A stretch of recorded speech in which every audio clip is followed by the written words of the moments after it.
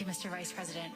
The clock is ticking to tonight when the deadline looms for avoiding bombing infrastructure in Iran. Well, so you asked if there's new information, and I don't, unless I have a text message from Steve. Well, I do have a text message from Steve Witkoff. Wouldn't you like to know the subject of this message? But no, I need to read it first before I talk about it. But here's what time is it in the United States right now? Okay, that makes sense. All right. Okay, so Natalie, on this question of the deal, I really think there are two pathways. The president's been very clear about this. There are two pathways that this thing is ultimately going to end. First of all, the United States has largely accomplished its military objectives. There are still some things that we'd like to do, for example, on Iranian ability to manufacture weapons that we'd like to do a little bit more work on militarily. But fundamentally, the military objectives of the United States have been completed. So that means, as the president has said, very shortly this war is going to conclude. And I think the nature of the conclusion is ultimately up to the Iranians. I think there really are two pathways, and I'm oversimplifying this a little bit, but I think pathway one is where the Iranians decide they're going to be a normal country. They're not going to fund terrorism anymore. They're going to be part of the world system of commerce and exchange, and that's going to mean much better things for them economically. It's going to mean better things for the peace and safety of the world. It's going to mean a lot of good things for a lot of people all over the planet. That's option A.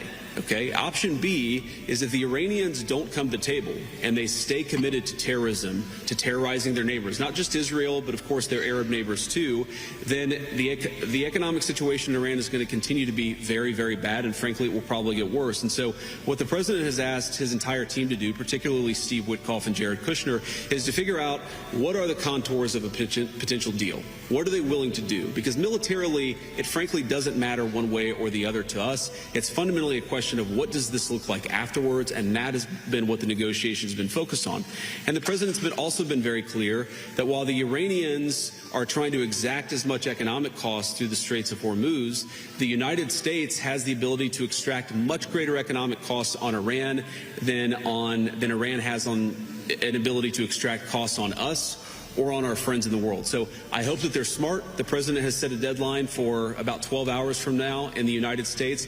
We're going to find out, but there's going to be a lot of negotiation between now and then, and I'm hopeful that it gets to a good resolution. You did say that the military objectives of this war have been achieved.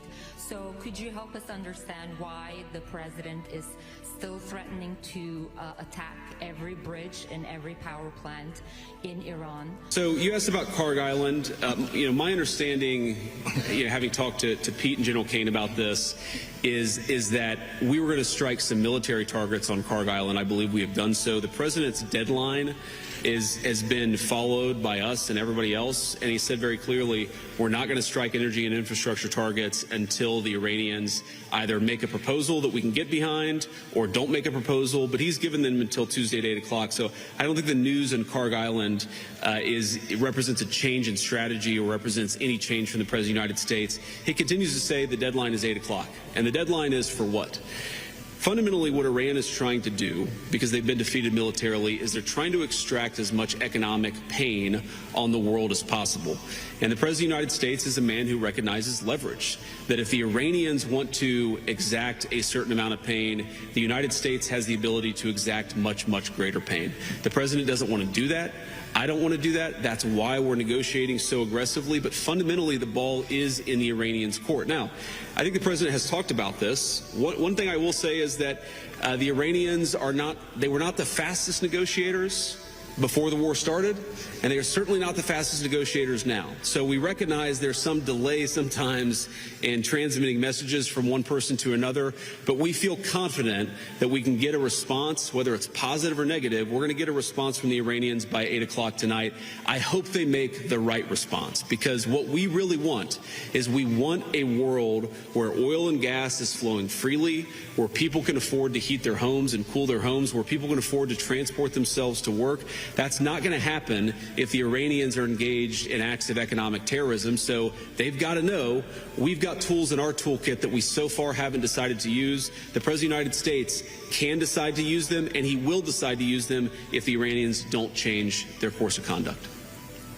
The ships that have been able to pass the Strait of Hormuz are just reaching Europe. Now that there is no oil coming from Russia or from Middle East, what do you think will happen with Europe, with Hungary? My attitude towards military conflict has always been to pray that we're on God's side.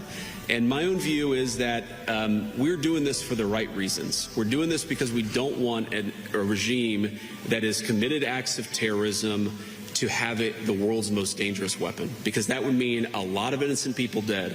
I certainly hope that God agrees with the decision that Iran shouldn't have a nuclear weapon, but I'll keep praying about it. And if he gives me a good answer, you'll be the first to know, Natalie.